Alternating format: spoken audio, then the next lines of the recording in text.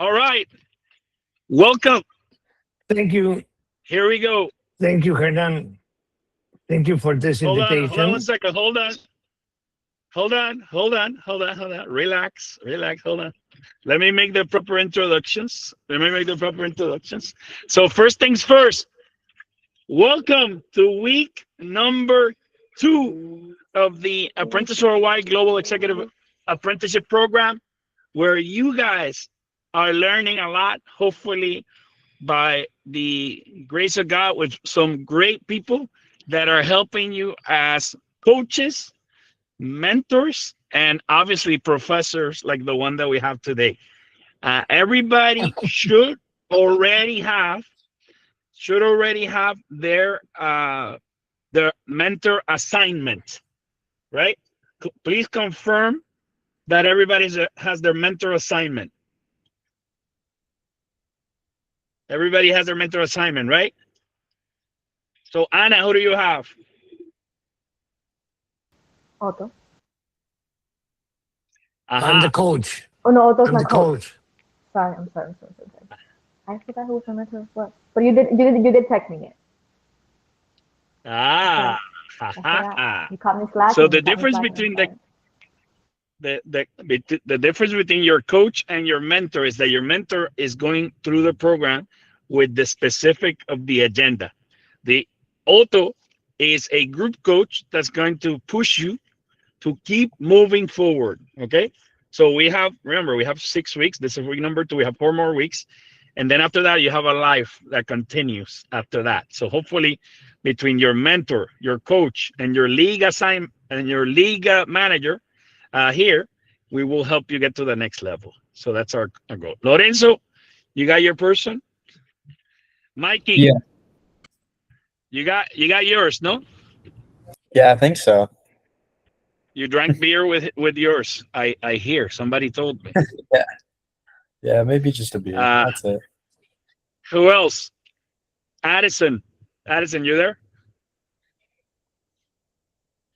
I think I saw Addison there. Zach, you there? No. Albert. Who else? I know Alan got his. Right, Alan? You there? Yeah, I'm with Mike. You're with Mike. One of my favorite. Mm. Who else? Valeria, you got a couple. Yes, Marianela and And Macarena. Macarena and Marilena. Marianela and Macarena. Yes. And Fidelis. Who do you have? Um, I have Stella, but Estela. we haven't Es- communicated. Yes, I mean we were having Estela. the yeah. You're having conversations by chat. You need to transfer that into a live call soon. That's fine. You're doing Um, fine. Doing fine. no, it She's was waiting. we were going to speak on Wednesday, and the earthquake happened, and I don't think. Uh, I mean, I'm joining today, so I will try to join with her this week. So I'm not really sure because I'm pretty much needed here. Perfect. There's no hurry, by the way. You still have time. So you're good. By the way, we're going to acknowledge here a few moments to acknowledge all the people in Venezuela that lost their lives. We're praying for them and for our team member. We have around 7 or 8 people that are part of our team that live in Venezuela, and we are with them right now. Everybody has been accounted for, which is good, but some people have lost their families. So we pray for them. Okay. Uh, Anybody else that I'm missing? Michelle, who did I miss? Dominic. Dominic, you got your mentor, no? So Yes, Dominic, it's you. Hi, everyone. you drank a beer with your mentor. I remember. Yeah, it's a I great time. remember. Don't tell that to your dad, okay? He's gonna think I'm giving you too much alcohol, which I did not. Anybody else that we're missing? Okay, so we're on the right track, by the way. If you have not spoken to your mentor, you're going to double up 2 weeks, meaning your first week was talking about your mentor, right? And your second week is talking about the industry. So now you're going to talk about two things in your next meeting. Why? You want to advance a little bit. You don't want to get too much ahead because you have to do some research on AI, on the industry that you want to do so you can have a meaningful conversation. But that's okay. Instead of 10 minutes, you're going to have 20 minutes, let's say. Okay. But all you got to do is you keep moving forward. Keep moving forward. All right. Speaking of moving forward, today I want to introduce yourself. I want to introduce you guys to a very close friend of mine, Otto Neusstadl.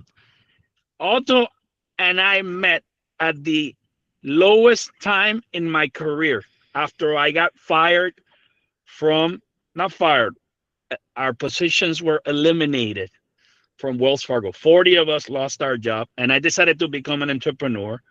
And I joined Otto in a team and a group of people that were entrepreneurs. And this is where I got inspired to basically to rethink how I do things in my life and basically move forward regardless of what happens in our lives. So one of the things that I learned is to do an inventory of the good things that I have and to share that with the world. You know? And obviously, next week we're going to talk a little bit more about getting back up from failures. But today we're going to talk about sharing your story. Maybe you don't think you have a story, but I'm sure Otto will tell you why it's so important to start building that story. And without further ado, Mr. Otto Neusstadl, take it away. Thank you, Hernan, and welcome everybody. And by the way, I'm not a teacher, I'm not a professor, I'm just a simple guy that try to learn a lot every day. But I'm just here to try to share some of the things that I learned during my life. I don't want to just say that during my career, but during my life. So before we begin, I like to ask a simple question. If facts were enough, every student with the highest grades will become the most successful professional, probably. Or every qualified candidate will get the job. Every great idea will become a successful company. But we all know that's not really what happens always. And why is that? Most of us spend many years preparing for our careers. We study, we take exams, we earn degrees, we build our resumes, we learn technical skills, and of course, those things matter. But today, I want to challenge probably one assumption. And what if those things, what if everything that you are learning, all the skills, all the courses, are only your ticket to get into the game, but not what determines how far you will go in life?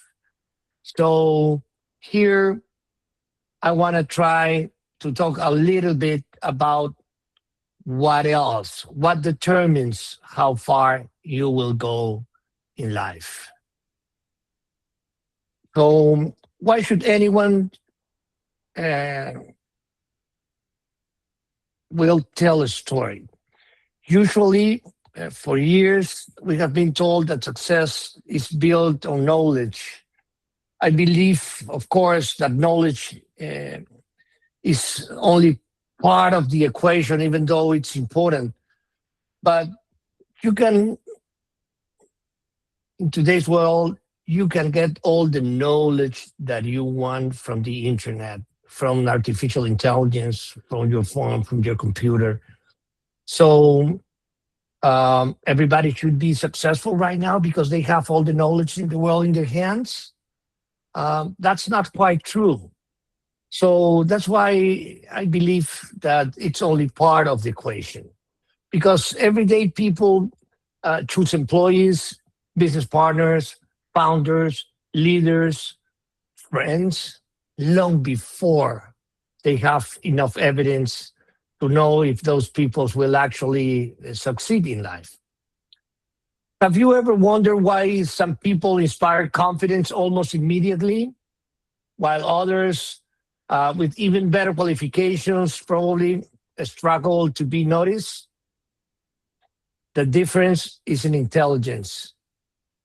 It isn't that knowledge. It isn't talent. It isn't luck. Very often, it's only the narrative. So, why should anyone choose you guys? Don't answer, at least not right now. Well, I will do some questions along the way, but just think about it. Why should anyone choose you? Imagine tomorrow is your first job interview, and you've been asked, like always, tell me about yourself. And you will see that most people answer with facts. I studied this, I went there, I have this degrees. But now imagine someone answering differently. Like, for example, I became fascinated by engineering because I grew up watching people accept problems that they believe couldn't be solved. So I want to spend my career changing that. And I studied to be an engineer, but I didn't really become an engineer. In that sense, I became a journalist. And if you guys, with this small example, in the way on how to respond to a simple question, we usually don't need more facts. We need to give some meaning to those facts. And meaning is what turns all those stories into memorable stories. What do you think employers look for most in young professionals? Does anyone want to respond to that? What do you think employers look for most in young professionals? If you want to use the chat, that would be good. If not, you can open your mic and Experience. let me know. Experience, that's a good one. Anybody else? Reliability. Maybe. I'm sorry, I couldn't hear you. Reliability. Mm-hmm. That's a good Education one as well. background. Education background, maybe. Mm-hmm. Could be. Bringing something new to the table. Okay, all those are very good, and we will continue. We will get back to it. But what makes you trust someone you've only known for 5 minutes? In reality, trust doesn't begin with facts. It begins with perception, and perception begins with meaning, with kind of a purpose. That's why today we're going to talk about something almost nobody teaches at university: your executive narrative. You can mention values, you can mention principles, you can mention skills, but everybody does it the same way. So you need to become memorables. And to be a memorable, you need to start working on your executive narrative. So,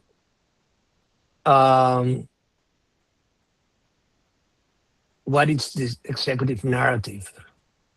How to build a career with purpose before you build that career, before you build that resume. By the end of today's session, I don't expect you to have all the answers. In fact, I hope that you guys leave with better questions, more questions than when you got here. Because careers aren't built by people who knows everything. They are built by people who know where they are going. And that's for me the most important thing. And every meaningful journey begins with a narrative. So let's begin.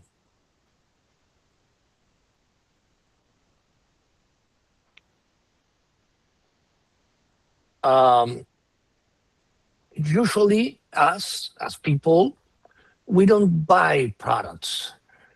We buy the meaning. We buy beliefs. And I will explain you using three different companies just to transmit this idea about meaning, about purpose, about belief that I want you to start hearing about it.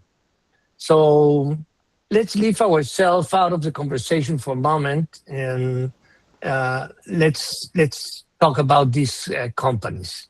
Some of the most successful companies in history don't actually compete on products. They compete on meaning, on those beliefs.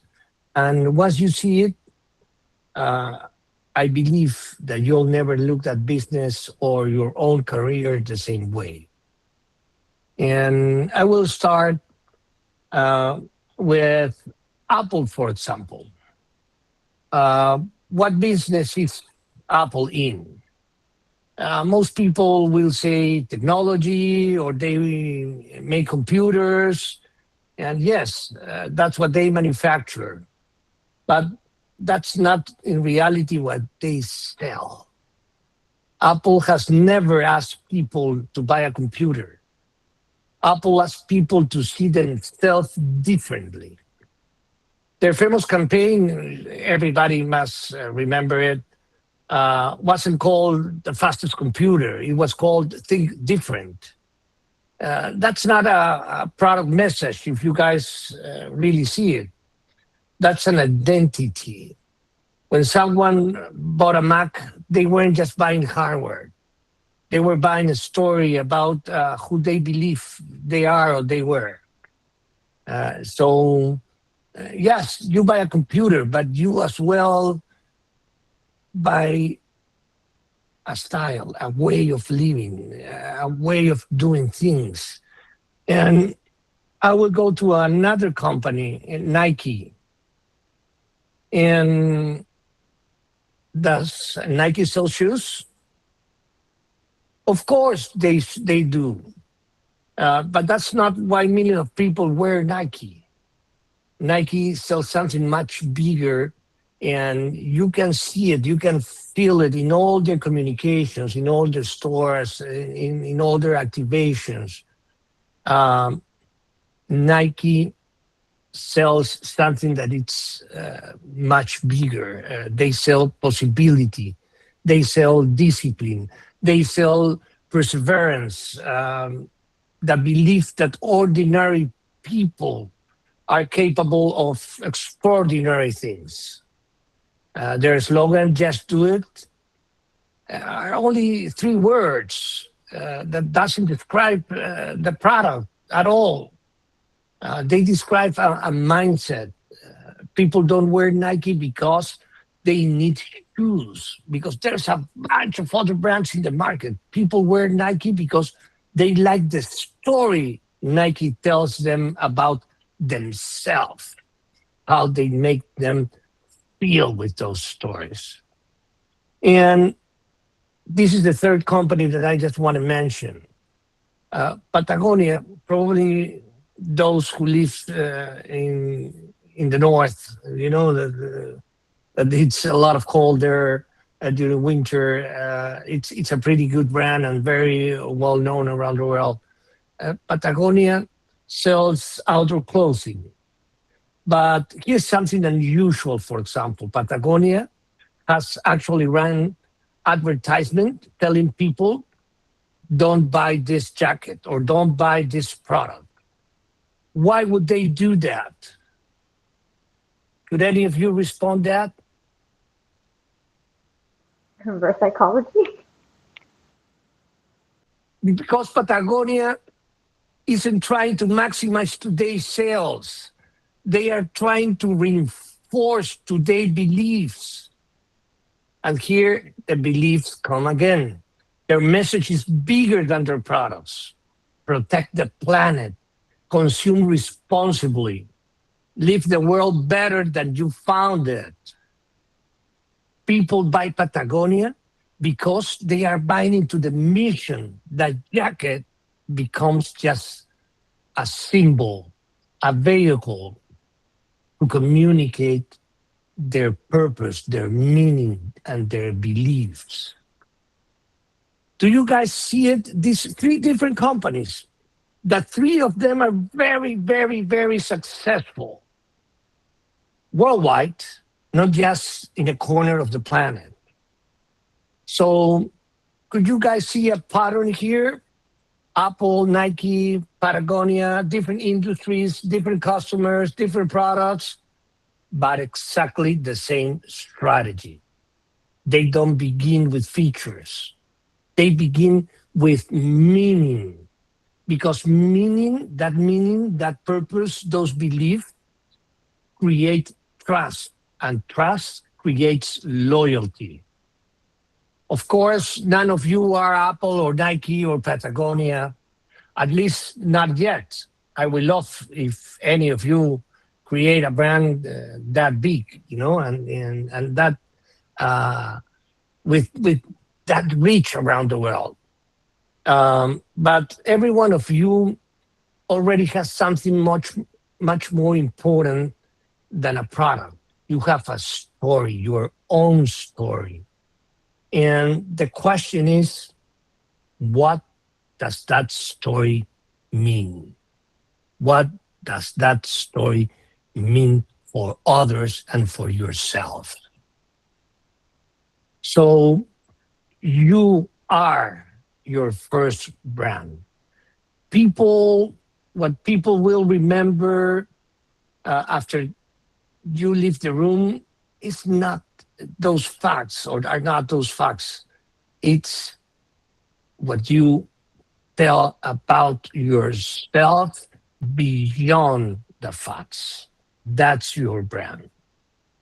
So when I say brand, I don't mean your logo. I don't mean your LinkedIn profile. I don't mean your social media. Your brand is much simpler than that.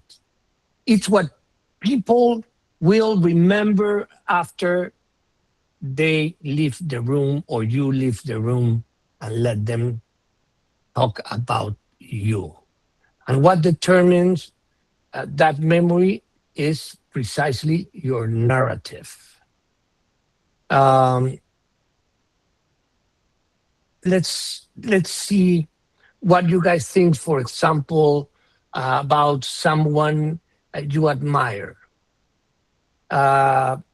Could anybody tell me why, a name of a person that you admire and why you admire them?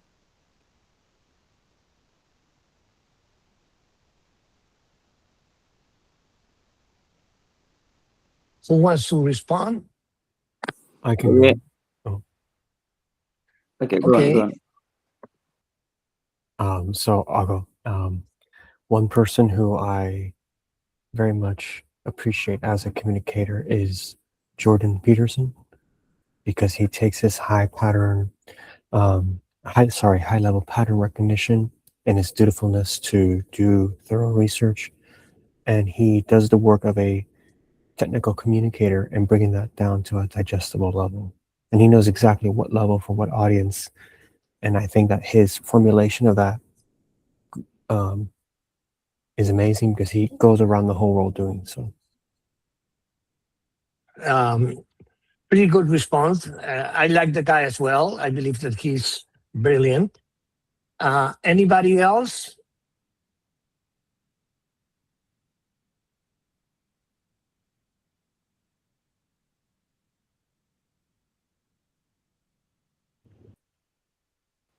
One I think more, at Elvis least. was. I'll go second. This man I admired most is, most people know them, is Cristiano Ronaldo. And why? Yeah, but about this man, what makes me admire him is his working spirit. He's a hustler. He gives back to the community. He has respect to people. So through his story, through his work, how he live with the society and other people, he really admires me, that lifestyle. He just encouraged me to be as good as him. Like, don't just move away, but you should remember you had people before that will push you to be there. Then you have to give back to the society. Great. I love your response. Let's hear one more before we continue. Who said Elvis? Ronaldo. Okay. I believe that probably all of you have one people that you, at least one person that you admire. And if you review the responses that we just got, nobody mentioned they have a master degree, or they did this course, or they study this or other things, because people remember beliefs, people remember values, people remember purpose, people remember the meaning that you are bringing to the world, what you are bringing to the table, what you are bringing to any moment in your life. And that brings us to one of the biggest misunderstandings young professionals make. They spend years building a biography without ever building a narrative. So let's explore the difference.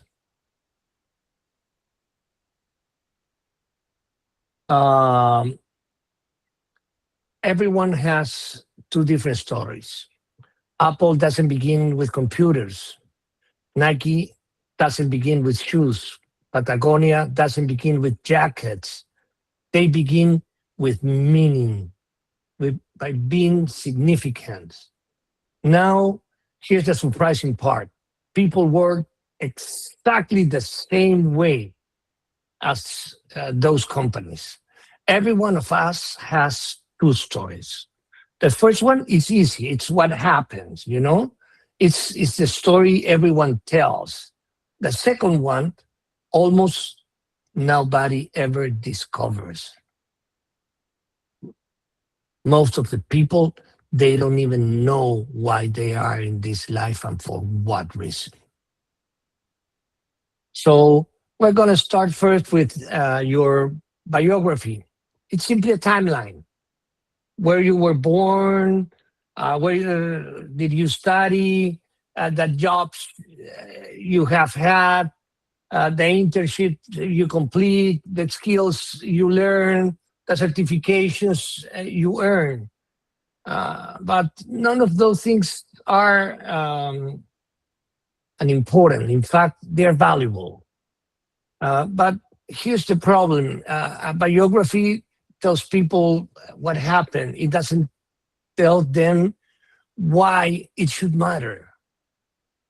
So your narrative is what matters, how you tell your story, what is important, where is the core of your life, of what you are doing.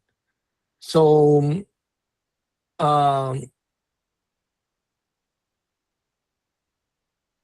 we're going to start, for example, talking about the biography side. How many people in this audience could honestly write almost the same list? Probably all. That's exactly the point. I studied business. I graduated in 2026, in 2025. I will be graduating in 2027. I complete my internship. I've been in the top of the class. I've been in the deacon list. I speak 2-3 languages. I know Excel, I know Word, I know to use, I don't know, any app or any program. So a biography helps people compare you. Rarely, sometimes, sorry for my English, but sometimes it I cannot pronounce it very well. It really helps people remember you. So just the facts are not going to turn you relevant. Your story is not going to be just relevant.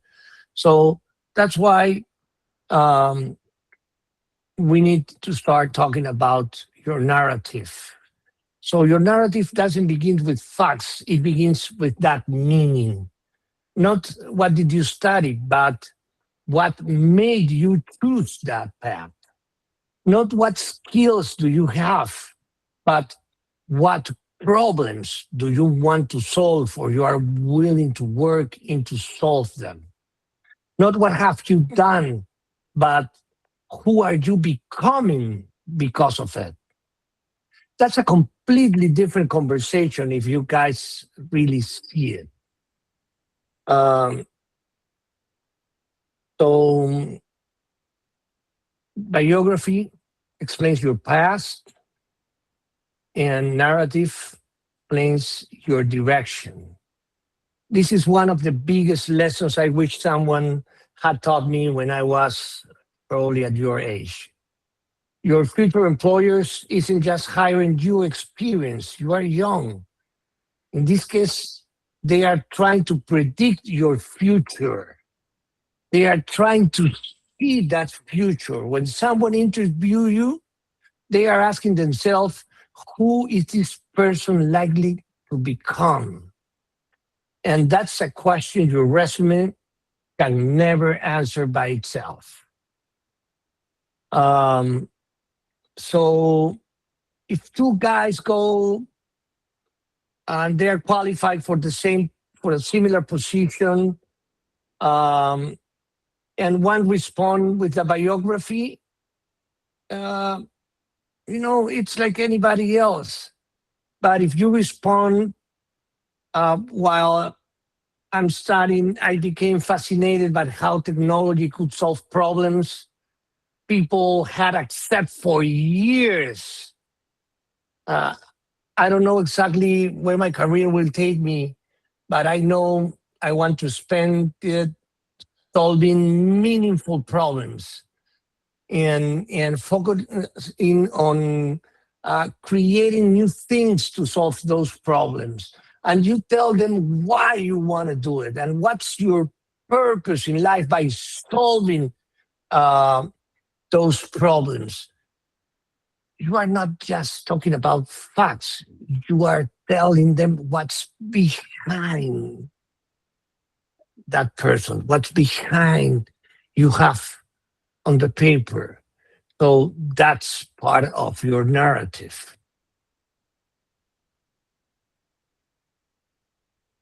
So I do have many things here on my screen. People don't invest only in what you've done, they invest in who they believe you can become. And if you guys see, and we are going to go back at this topic again, belief. People don't buy what you sell, they buy in what you believe. So think about every important relationship in your life: friendship, mentors, business partners, managers, investors. Did any of those people know your complete biography before trusting you? Did any of your friends or your teachers, or in this case, for example, Hernan, or your mentors or your coach, did they know your complete biography before trusting you? Of course not. They trust what they believe your story meant, what you are telling them, how you're speaking to them, how you are communicating them. So think about someone you met recently. What made you trust that person? Could any of you tell me who you just met, and in a sense, you trust that guy, you trust that girl? Please go ahead. So there's a man I met in downtown Miami within the last couple of days, and I met him, and I had confidence to speak with him because of someone else that I've known for a year and a half now. And so it's completely by the rapport established by my first friend. So probably you start talking to him not because of his resume or your resume. It was curiosity. Probably he transmit confidence, honesty, or it was his generosity or his passion. Any of those things? We were aligned in a goal. We were doing a community outreach event, and they seemed to have a very similar disposition, like a similar personality, strictly for that event. I can't say for all of life, but for being there and for wanting to excel in the same mission. Good. So those qualities are the ones that create narratives. And that's why you connect with him, not because they were written somewhere, but because they are consistently demonstrated by that person to you. Or I'm wrong. I don't know the person to have consistency, but I know the person who introduced me who has consistency, and I have great confidence in them. So it's borrowed trust, and then it's going to be the friendship lived out faithfully until I see it myself. Good. So in that sense, we get back to the beliefs. We get back to values. We get back to principles. We get back to more intangible things that goes beyond a resume, beyond what you've been seeing in reading about that person. So a degree, probably in this case, gets you to an interview.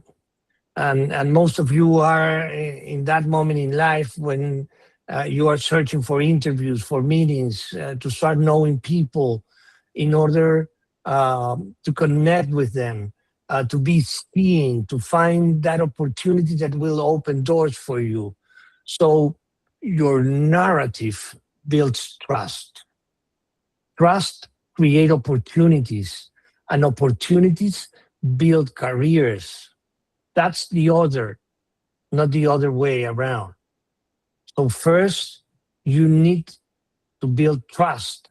Then you need to use that trust to create opportunities. And those opportunities will build your career. That's the order. Now we arrive at the question that changed everything. If your narrative is so important, where does it come from? Can you invent it? Or it is something you discover? Let's find out. I will start telling you guys a very personal story. And it's really personal. When I was in high school, before finishing high school, I got married. I was 17 years old. I had to ask permission to the judge to get married, to give me consent as an adult to get married. Most people my age were thinking about graduation. I was thinking about how to provide for my family. Soon after, I became a father, just like 9 months after that. Suddenly, my decisions matter differently. I didn't have experience. I didn't have a university degree. I didn't have an impressive resume. What I had was just responsibility, and responsibility changed the way you look at opportunities. I couldn't wait for the perfect moment. I couldn't wait until I felt ready. I had to move. So I learned something very early. Sometimes life doesn't ask whether you are prepared. It simply asks whether you are willing.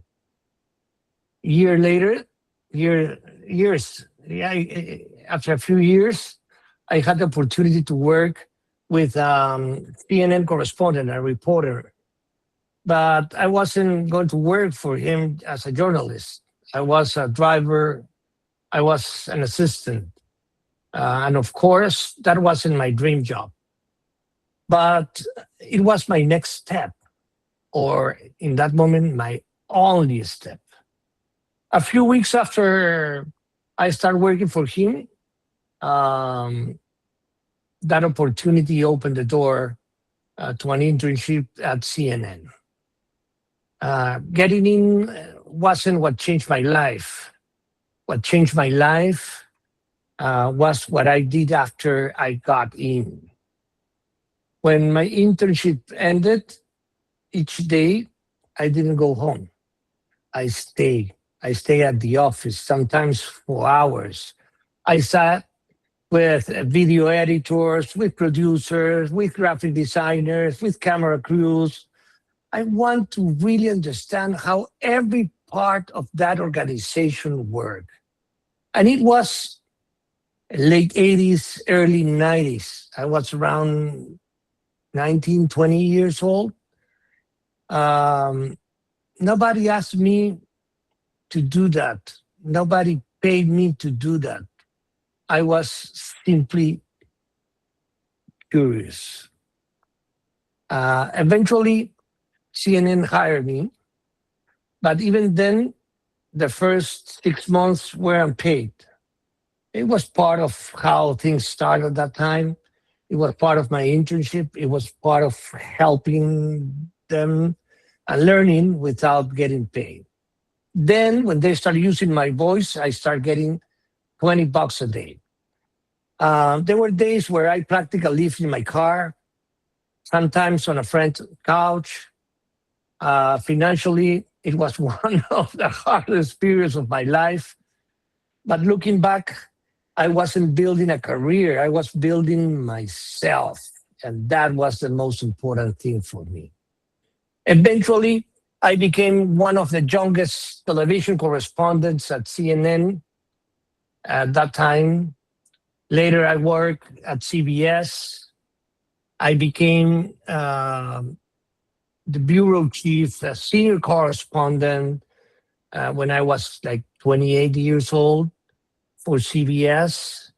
So I was probably the youngest reporter managing the country. Then I went to Univision, and eventually I returned to CNN. During that time, I covered wars, political crisis, natural disasters. I interviewed presidents, at least 18 presidents in power, a military leader, a business executive, Nobel Prizes. Um, Eventually, I realized that the world wasn't lacking information. It was lacking understanding. And journalism allowed me to expose reality, but it rarely allowed me to change it. That's when I left. Technology was already uh, beyond what I was expecting. Everybody had a phone in their hands. Things were a lot easier in terms of getting information. So I left, not because I stopped believing in its importance, but because I want to move from explaining problems to helping create solutions. Today, I work with entrepreneurs, companies, and innovators. I do help them build businesses with purpose, business concepts, brands with purpose. None of those opportunities happen because I had the perfect resume. And most happened because I kept saying yes to learning, yes to responsibility, yes to hard work, and yes to becoming the kind of person those opportunities require. That's why your narrative isn't something you write after you succeed. It's being written long before anyone knows your name. So today, I'm the chief creative officer, or these days, I'm the chief creative officer of a company uh, that I built. And probably there's only 3 companies in the world that manufacture that technology that we do. We create portable X-ray vision. And right now we are working in 90 different countries, helping law enforcement and military to take kilos out of the streets. And when we take those kilos out, because we find that drug using our X-ray technology, we are saving lives. When we find or when we avoid arms or weapons getting to the wrong hands, we are saving lives. When we avoid a bomb exploding, we are saving lives. So I dedicate my days to create technology that helps others to create a safer society. And that's the purpose that we built for Biderate Technologies, that it's this company. You can see it here on my shirt. We are fighting in the market, and we went beyond our starting market that was technology, safety, law enforcement, and military, and we call it the security division. Right now, we are working in aerospace. We serve companies as SpaceX, Virgin Galactic, NASA. We work in sports. We inspect all bicycles after each major race around the world, at Giro d'Italia, Tour de France, Olympics. Our systems are being used in oil and gas, are being used in automotive or by automotive companies. So our technology is getting everywhere, and that's probably because we do have a strong purpose behind it. But everybody believes that finding your purpose or looking for a purpose is easy. So why we don't stop looking for that purpose? Why you guys don't stop looking for your purpose? I want to challenge here another idea. You probably heard this so many times: find your passion, find your purpose, follow your dreams. Honestly, I don't think that that's very helpful, especially when you are 20, 22, 25 years old, because if you don't know your purpose yet, probably you will start believing that you are behind, that you don't really know what you are doing. You start doubting about different things. So don't do that. You are not behind. You are exactly where you are supposed to be. Because purpose is not found. Purpose is built. Nobody is born knowing exactly what they're going to dedicate their lives to. no entrepreneur, no scientist, no artist, no leader. They don't know. They discover it by living, by trying, by failing, by changing directions, by making decisions. Purpose isn't waiting for you somewhere. It's being built one decision at a time. Do you know exactly where you'll be 10 years from now? Probably not. Neither did I. Neither did Steve Jobs or any other name like Cristiano Ronaldo or uh, or anybody. Neither did most successful people. What they had was uncertainty. But all of them, and if you read about the story of those people that are successful, usually you will find that they have direction. And direction in today's world is much more important than certainty. So you don't need a map, you need a compass. Think about the difference. A map tells you every step. A compass simply tells you where's north is, where's the south, so your career is exactly the same. Nobody can give you a map. The world changed too quickly. Technology changed, industries change, job disappears, new opportunities emerge. But if you have a compass, you'll always know whether your next decision move you closer or farther away from the person you want to become. And this is very important, the person you want to become. So let's get back to examples. Two graduates received the same job offer. One asks, how much does it pay? The other asks, what will I become if I spend 5 years here? One is thinking about income. The other is thinking about identity. The second person is already building a narrative, presenting himself that way. So every decision has two outcomes, visibles and invisibles. Most people only see the visible result. You accept a job, it's visible. You earn a salary. Invisible, you become a different professional. You accept a project, it's visible. You gain experience. Invisible, you discover what excites you or drains your energy. You decide to say no, visible, you lose an opportunity. Invisible, you strengthen your values. Sometimes making money, it's important. It will make you strong. Some other times, not taking the money will make you even stronger. It's more powerful sometimes not taking the money.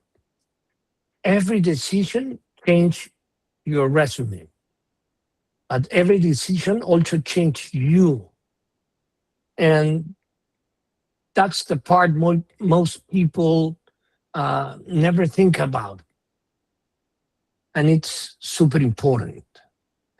Every decision writes your story. You don't write your narrative once. You write it every day, every conversation, every challenge, every opportunity you accept, every opportunity you reject, every promise you keep, every mistake you learn from. You are already writing your story, whether you are aware of it or not. But you are writing your story with every decision. We're going to take 1 minute, probably.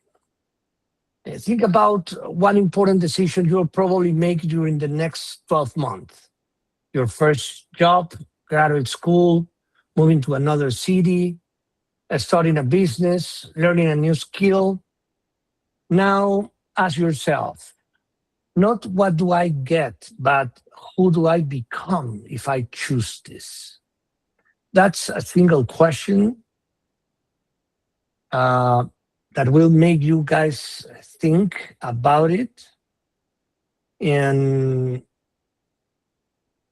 probably this question has guided me many times to make better decisions that help me build my career. So, are you guys thinking? Please think in one important decision you'll probably make during the next 12 months. And whoever want to share it, please open your mic.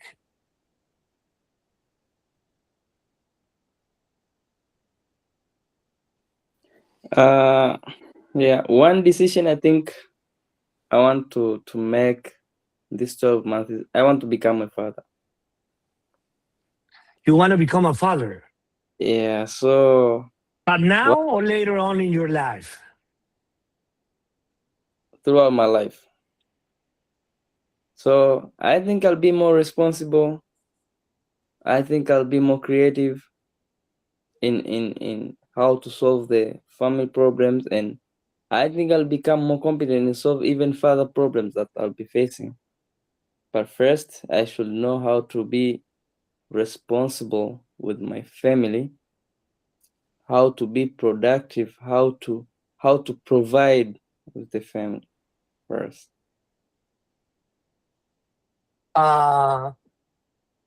Take your time. It's hard to be a dad. It's hard to carry in the back a family. And if you can enjoy life before you start a family, that will be my suggestion.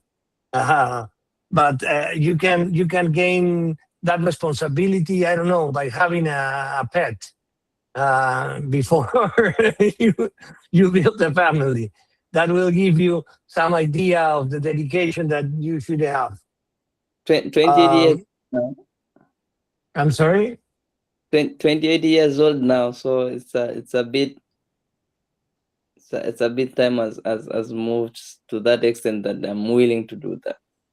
Sure, and it's nice. You have here this list, and we're talking about decisions, experience, belief, identity, and narrative. So most people try to start at the bottom. They try to start from the narrative, create a personal brand, write an inspiring LinkedIn profile, come up with a powerful elevator pitch. But the reality is that it works backwards. Narrative aren't written first. They are lived first. You need to live. You need to have those experiences. A strong narrative is simply the natural consequence of living with intention, with living intentionally.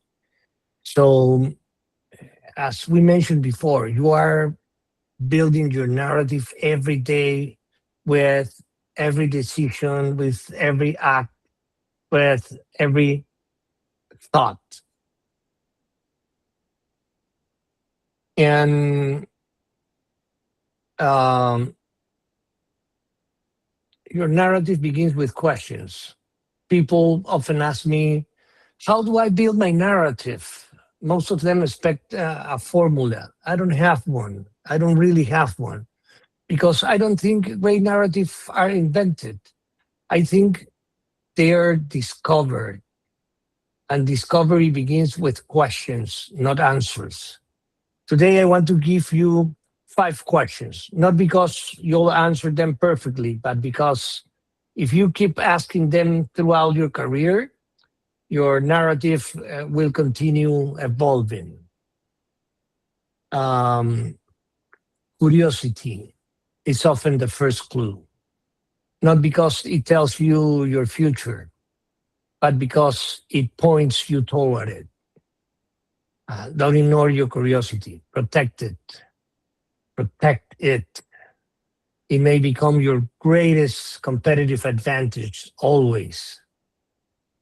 Second, what problems make you uncomfortable? This may be the most important question of all.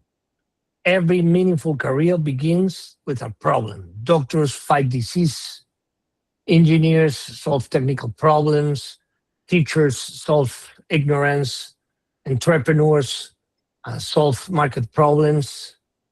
Ask yourself, what frustrates you? What frustrates me? What do I wish worked better? What problem do I wish somebody would solve for me? Sometimes your purpose is hiding inside your frustration. It's hidden. It's hiding inside those frustrations. The third question: what do you believe that others don't? Every leader eventually develops convictions, ideas, principles, ways of seeing the world. You don't need to be right about everything, but begin paying attention to what you genuinely believe. Maybe you believe technology should simplify life. Maybe you believe education should be accessible. Maybe you believe business should create value before profit. Those beliefs will eventually shape your decisions. And your decisions will shape, of course, your narrative. Who are you becoming? Notice something here. I'm not asking who are you, because that's too limiting. You're still growing, guys. Instead, ask yourself, who do I want to become? What kind of professional? What kind of leader? What kind of colleague? What kind of human being? What kind of friend? What kind of person I want to be? Careers change. Titles change. Industries change. Character should continue growing always. It will evolve, but mainly it won't change. Why should people want to join you, or let them you join them? This is where everything comes together. One day you'll lead a project, a company, a team, maybe even just a moment. People won't join because you have the perfect resume. They'll join because they believe in the future you are trying to build. Leadership begins the moment people voluntarily choose to follow your direction. That's why your narrative isn't about talking about yourself. It's about giving others a reason to walk beside you. Do you guys get it? Do any of you have a question?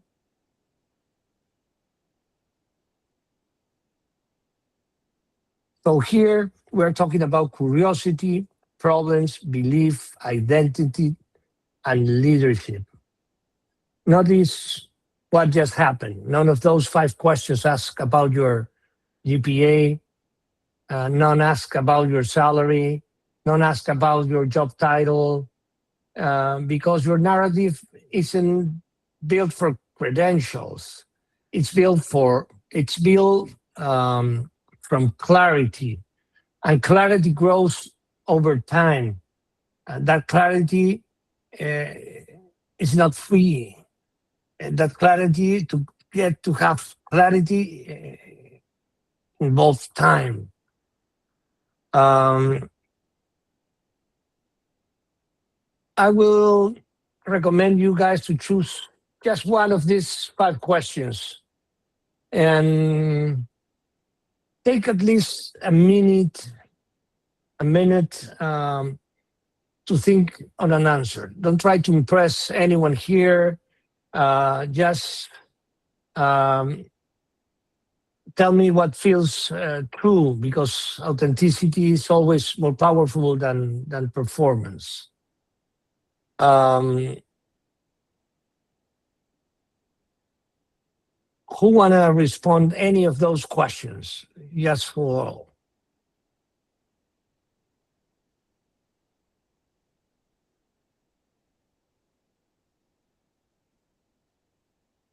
I'm gonna show the questions again.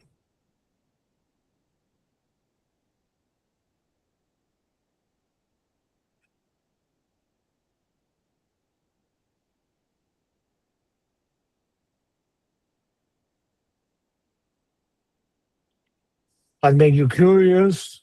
What problems make you uncomfortable? What do you believe that others don't?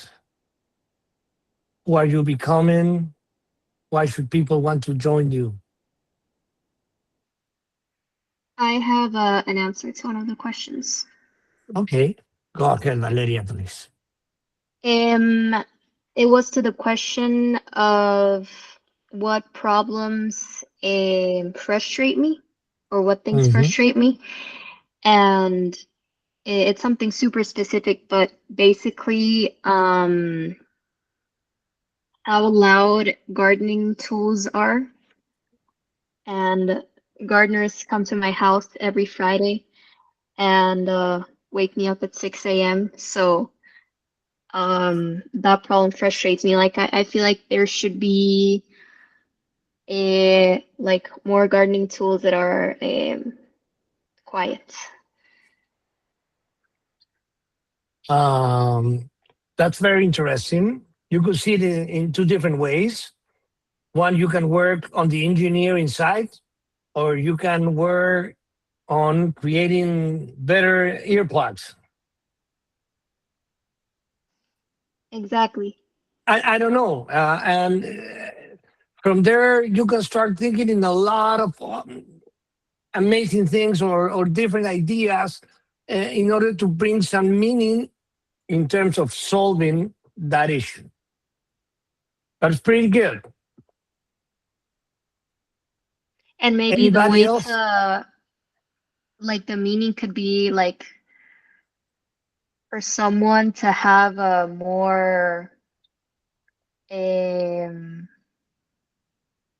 a more like quiet and peaceful life, something along those lines, maybe. I just saw another question. Uh, who wants to read it? I believe that it was Anna. Sí, dígame. Did you? Oh yes, I said I was just putting a note there. Yeah. Go As, ahead, as a please. moving Tell point. us. Share it with Some everybody. something that most people don't agree with me in is that I think it's good to be uncomfortable at certain points in your life because it helps you be more open, empathetic, consider other perspectives. It helps you adapt. It helps you grow. So, and some people think that it's I can see how some people might disagree because some people can grow in comfortability in the way that they get to know themselves better. I personally cannot relate, but I assume there's an angle there, which I'm sure you could tell me if you have an opinion on that, or anybody else can share. Sure. Uh, all those answers are super good. Uh, I won't say it otherwise, but I would like you guys, all of you, to um, try to respond those 5 questions and review it. Eventually, while time start passing and passing, you will see how those responses are going to start maturing in your heads as well. So your first narrative. Don't Otto, worry, your answer. we have two I will. minutes. Okay. Okay, I will finish pretty soon. Don't worry if your answer isn't perfect. Mine wasn't. Nobody's is. A narrative isn't something you finish, it's something you continue writing every year, every day, every challenge, every decision, every lesson. And that's exactly how it should be. I'm gonna speed up this so we can finish in 2 minutes. So stop chasing success. Before we finish, I'd like to challenge one last idea. From a very young age, we're taught to chase success, get good grades, get into a good university, find a good job, earn more money, get promoted, become successful. There's nothing wrong with those goals. But I think they're incomplete because success is an outcome, it's not a strategy. Success is a consequence, value is a choice. Think about the people you admire most, the best teacher you ever had, the entrepreneur you follow, the coach who changed your life. What made them successful? Was it their title, their salaries, their office? Probably not. They create value for you, and people respond to that value. Success follow. So if you bring value, if you produce that value, if you are willing to assume that responsibility, you will see that leadership rarely begins with authority. It begins with usefulness. So make yourself useful. The word rewards problem solvers. Every profession exists because a problem exists.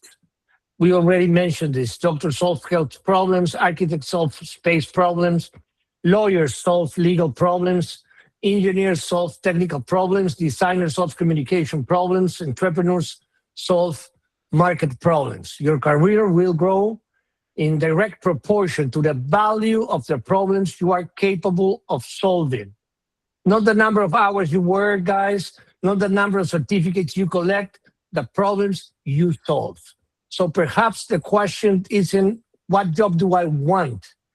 Maybe the better question is, what problems do I want to dedicate my life to solving? That's a totally different conversation. We only have 2 more slides and we're done. Your career it's not your job. Your career is your contribution. Jobs will change, companies will change, technology will change. Your contribution is what people remember years from now. Nobody will remember how many meetings you attend. They will remember what became better because you were there. So I early today asked, why should anyone choose you?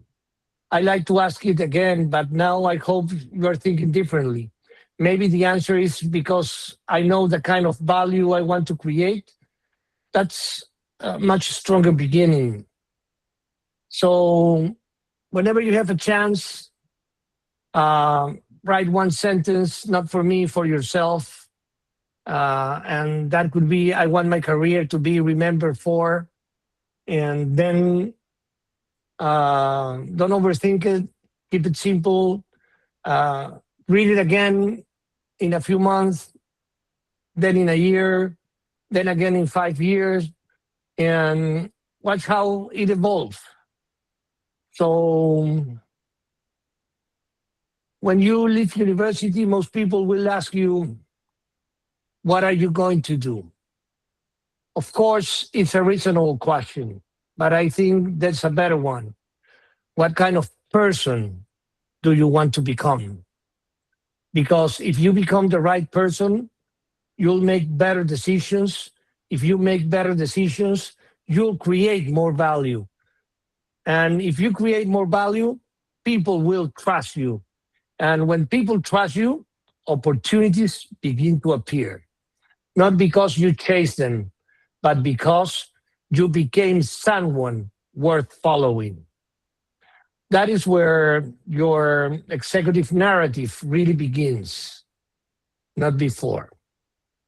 Thank you very much, guys, for your time. And I hope that this hour that we have here together or have together serve you in the future. And I really appreciate the invitation. Do you have any questions, guys, before we leave?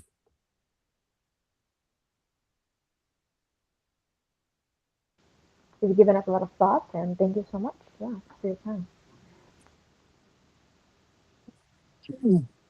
So Otto, obviously this is a phenomenal masterclass about understanding who these great individuals here will become, and I'm excited about the possibilities here. One of the things that I will share is Otto and I are going nowhere, right? So I want to share a little bit about Apprentice Worldwide and what you have done, which is join a program. This program ends July 31st, but our program never ends, right? Apprentice Worldwide has been in place since April 2014, and we've been mentoring, coaching, and training people since, and we don't stop. Uh, our program never ends. Just the summer program ends, but the people that are members of Apprentice Worldwide, we're here together to help each other succeed in business, but most importantly in life. And this is a good distinction. Everybody wants you to be successful, in business or in your careers. We take it up a notch and we help each other, become the people that we want to become. Let's just say that it's part of the narrative of what Otto mentioned here. So thank you. Big round of applause for Otto. If you have a question still about who your mentor is, about what you're doing, make sure to text me, obviously. But most importantly, what I want is for you guys to feel comfortable that you still have, 3-4 more weeks to try to find yourself, find your narrative, get some meaning, right? And watch some football, of course. The World Cup continues. So we'll continue together. And next Monday, guess who your speaker is? You are. Moi. Yours truly. Next week we're gonna talk about failing forward. Let me just leave you with that thought, okay? Failing forward. And this is all about picking up yourself after failure. So let's just leave you with that thought. If you have any comments or questions, we have chats all over. We have it on LinkedIn. We have our group chat, right? We have emails. So make sure that we connect. In the meantime, I'll see you guys next week. Thank you, Otto. Thank you. Bye. Thank Have you a good very day. much. Thank you, Otto. Parabéns para os Have a great brasileiros. day. Gracias, Otto. Love you, papi. Bye bye. Thank you. Te mando un abrazo. Gracias. Un abrazo. Hernán. Sí, te Sí. llamo, me llamas. Ok, sí, de un pronto, cuando pueda, la presentación de Otto, si la pueden enviar al grupo de WhatsApp, sería perfecto. Muchacho, te va a costar una mamá Juana por lo menos. Una Dale, no, dale. dos. Okay. Dale un abrazo. Dale un abrazo. Gracias.